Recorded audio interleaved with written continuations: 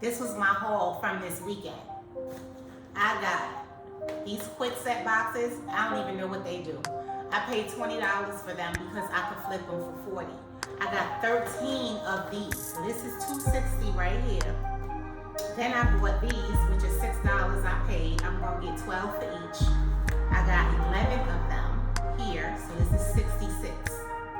Then I have these boxes. These boxes I got 6 of. These I paid $9 a piece. I'm gonna get back 18, 19 I believe.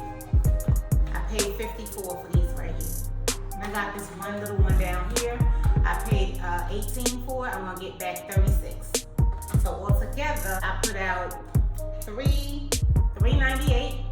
Flipping it today, I'm getting back $802. Anybody could do this. Doesn't matter if you can't pass a background check. Doesn't matter if you got a felony. Ain't nobody asking you to fill out an application. Anybody could do it. You don't even gotta be 18.